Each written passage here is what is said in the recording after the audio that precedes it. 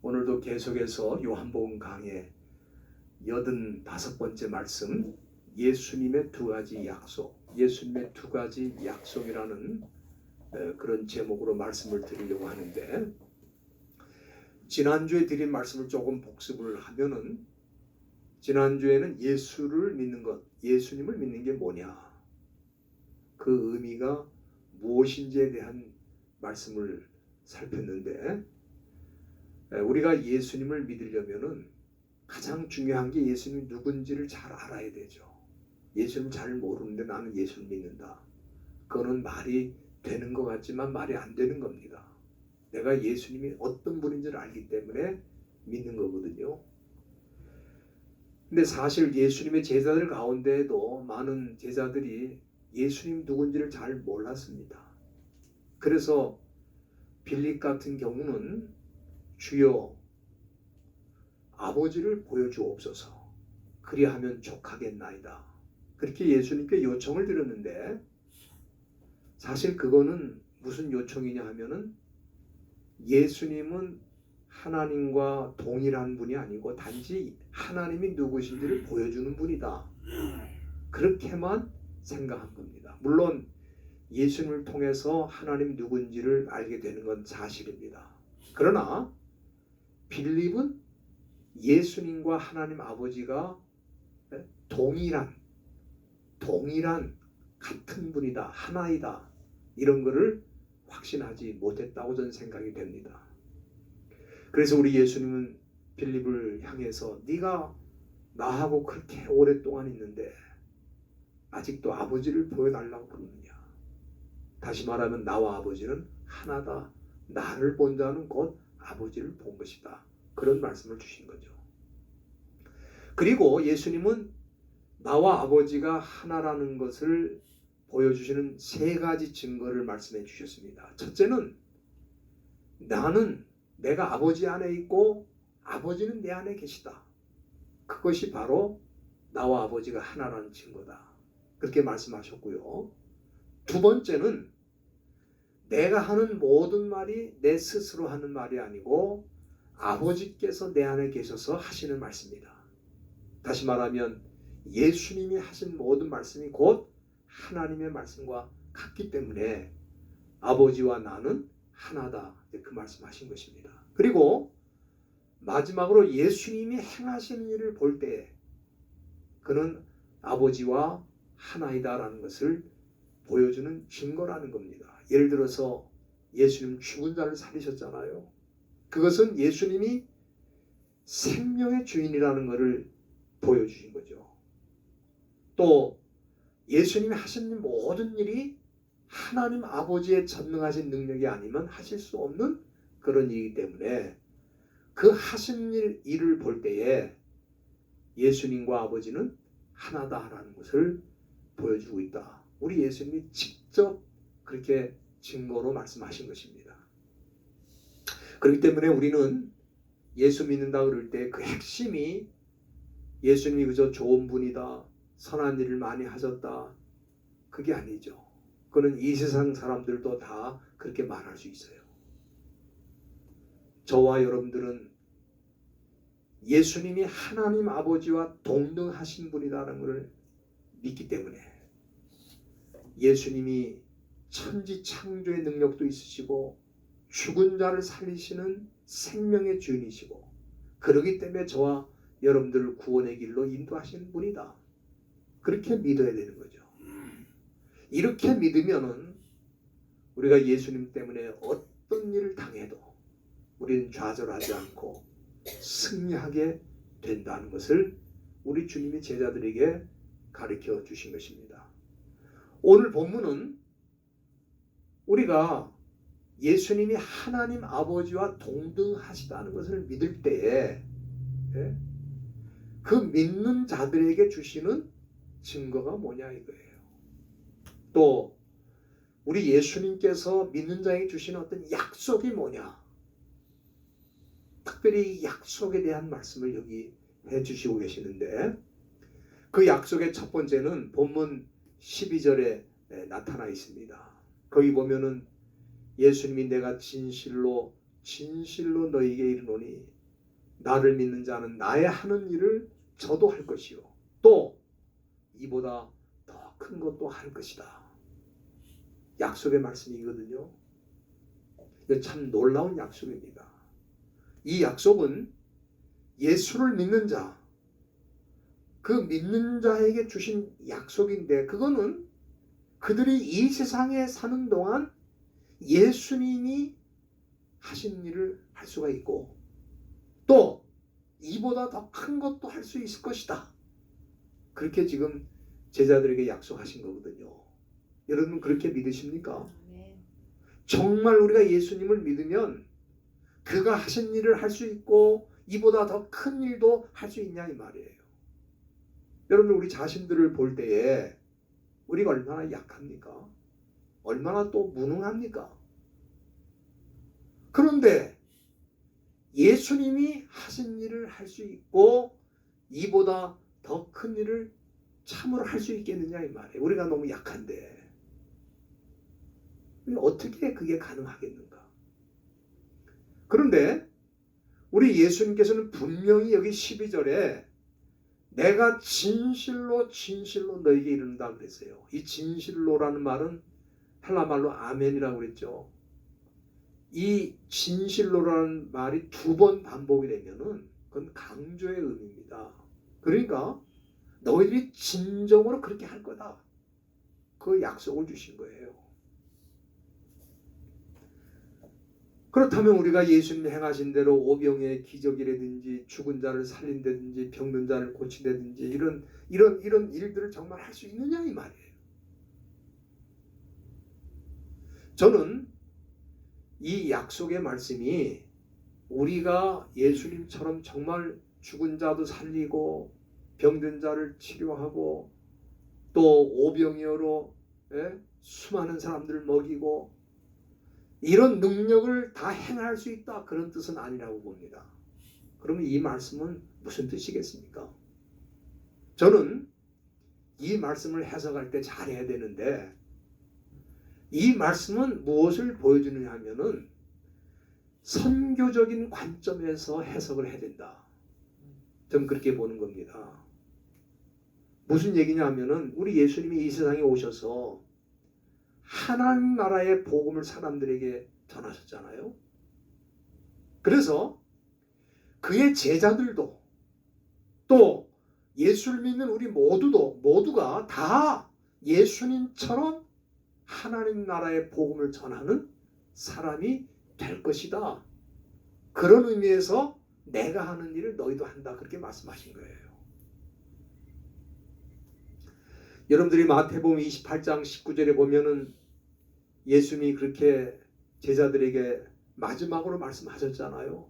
너희는 가서 모든 족속으로 제자를 삼아 아버지와 아들과 성령의 이름으로 세례를 주고 내가 분부한 모든 것을 가르쳐 지키게 하라. 그렇게 말씀하셨는데 이것은 예수를 믿는 우리 모두에게 주신 주님의 명령이죠. 제자들에게도 주셨고 우리에게도 주신 겁니다. 우리가 이 세상에 사는 동안 해야 될 일은 하나님 나라의 복음을 전해서 사람들을 예수님의 제자로 양육하는 이 선교적 사명을 감당하도록 우리 주님께서 믿는 자들에게 맡기셨다 이 말이에요. 그걸. 여러분들 여기 너희는 모든 족속으로 제자를 삼으라고 하는 것은 명령이잖아요. 커맨드예요. 명령이지만 동시에 뭐예요? 프라미스, 약속입니다. 우리가 이거를 단지 명령으로만 받으면 안 돼요. 명령으로 생각하니까 자꾸 하기가 싫어지는 거예요. 그렇잖아요? 자기가 하려고 했던 일도 명령하면 또 안 하는 사람들 있잖아요. 명령을 싫어해요. 그러니까 이 명령으로만 생각하지 말고 이게 뭐냐 하면 약속으로 생각을 하셔야 돼요. 약속은 뭡니까? 우리 같은 죄인들이 어떻게 은혜를 받아가지고 감히 하나님 나라의 복음을 전하는 사람이 되고 세상의 많은 사람들 주님의 제자로 세우는 일에 우리가 쓰임을 받을 수 있게 되었는가?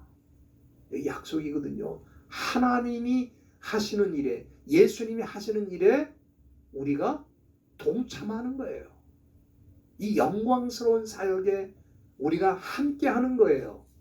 얼마나 놀라운 약속입니까? 여러분들 그렇지 않습니까? 그런데 여기 본문 말씀 잘 보세요. 12절 말씀 본문의 끝부분에 보면은 이는 내가 아버지께로 가니라 그랬어요. 왜 이 말씀 거기 하셨습니까? 너희들이 나를 믿으면 내가 하는 일도 하고 나보다 더 큰 일도 한다고 했는데 그렇게 하시면서 이는 그 이유가 뭐냐? 내가 가니라, 아버지께로 가니라 그랬어요. 그럼 무슨 얘기냐면은 지금까지는 내가 너희와 함께 이 모든 일을 했지만, 이 모든 복음의 사역, 선교의 사역을 했지만 이제 내가 아버지께로 가니까 이 일은 바로 너희들이 해야 되는 일이다. 그 얘기를 지금 하시는 거예요. 그러면은 우리가 여기서 한 가지 더 질문이 있습니다. 그건 뭐냐면은 우리가 예수님이 하신 일을 하는 거는 우리가 이해가 되는데 네? 이보다 더 큰 일을 한다고 하는 이 말씀은 도대체 무슨 뜻인가? 여기에 대한 우리 질문이 있을 수 있는 겁니다. 그렇지 않아요? 아니 이해가 됩니다. 이 선교적인 관점에서 우리가 해석을 해보니까 우리가 예수님이 하신 일을 우리도 할 수 있는 거예요. 그런데 이보다 더 큰 일을 한다. 이거는 조금 이해가 안 되죠.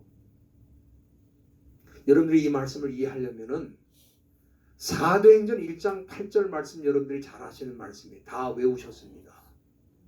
네? 오직 성령이 너에게 임하시면 너희가 권능을 받고 예루살렘과 온 유대와 사마리아와 땅끝까지 이르러 내 증인이 될 것이다. 말씀하셨잖아요. 여러분 한번 생각해 보세요.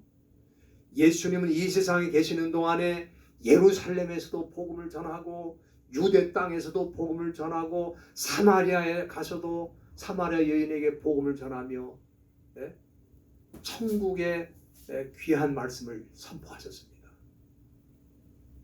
그런데 이제 우리 예수님께서 이보다 더 큰 것도 하리라고 말씀하셨잖아요. 그건 뭐냐?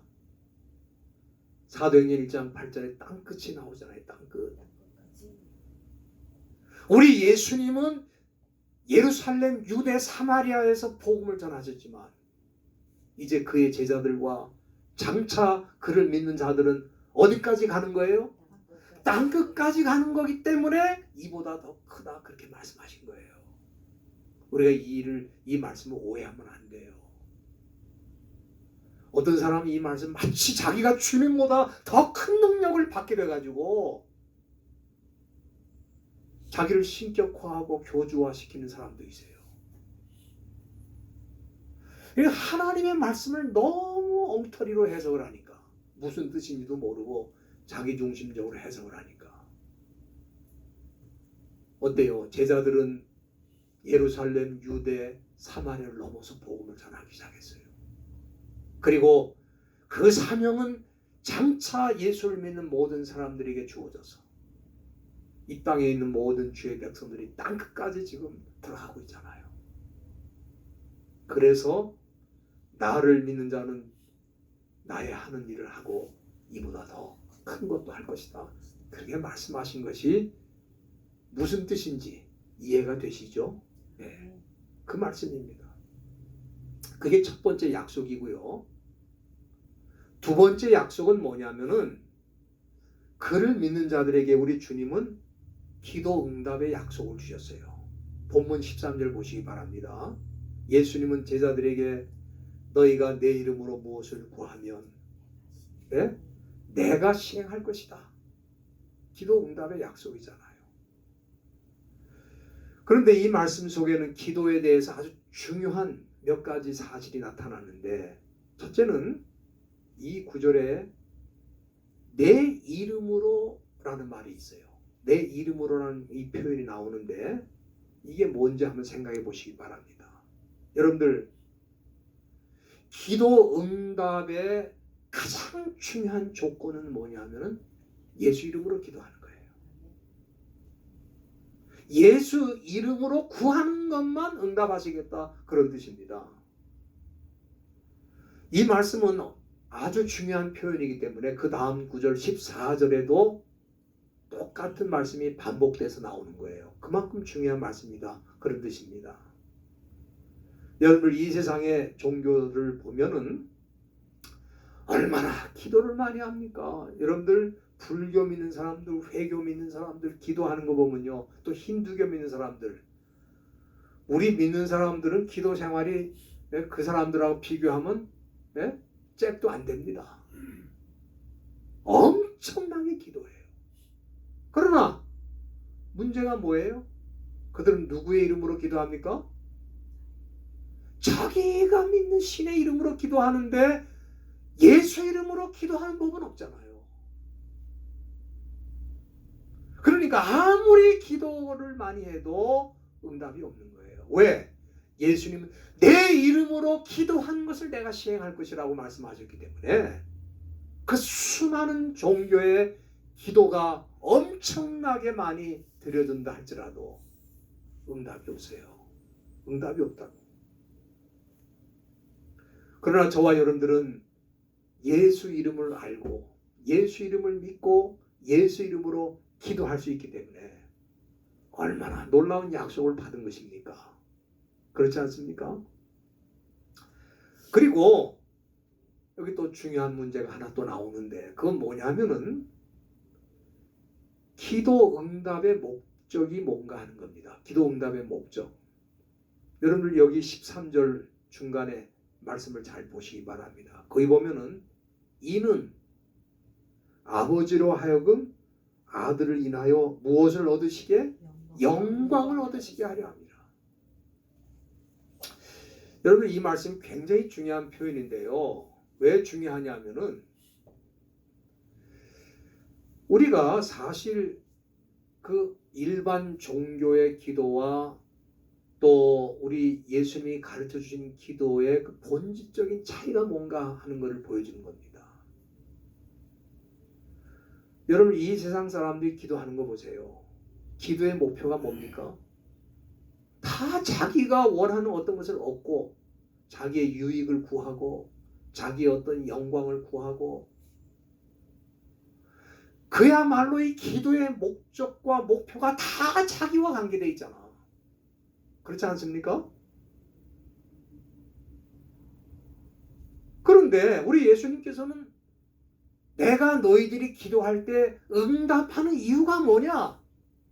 그거는 너희 기도를 통해서 누가 영광을 받으세요? 아버지 하나님께서 영광을 받으시도록 하는 것이 내가 기도 응답하는 목적이다. 지금 그렇게 말씀하신 거예요. 이게 본질적으로 세상 기도와 일반 사람들의 기도와 예수 믿는 자들의 기도가 다른 점입니다. 우리는 기도할 때 때로는 우리의 이익을 구하고 우리의 어떤 명예와 영광을 위해서 기도할 때가 많아요. 물론 우리가 기도할 때 우리에게 그런 유익과 또 우리에게 때로는 그런 놀라운 은혜와 영광을 베풀어 주실 때가 있습니다. 그러나 그것이 궁극적인 목적이 아니라는 거예요. 우리의 기도는 자신의 이익을 구하고 자신의 명예를 구하는 게 아니고 우리의 기도를 들어주실 때에 그 기도를 들어주시는 하나님이 영광을 받으시도록 하는 것이 기도의 목표다, 목적이다. 그 말씀을 여기 해주신 거예요. 얼마나 중요한 가르침입니까? 여기서 세상 사람들의 기도와 믿는 자의 기도가 어떻게 다른지가 결판나는 거예요. 그런데 교회를 다니고 믿는다고 하면서도 기도의 목표가 다 자기와 관계되어 있다 이 말이에요. 그러니까 주님이 가르쳐 주신 기도하고는 본질적으로 다르잖아요. 성경을 보고도 그걸 모르니 난 놓고 기억자도 모른다는 말과 똑같은 겁니다.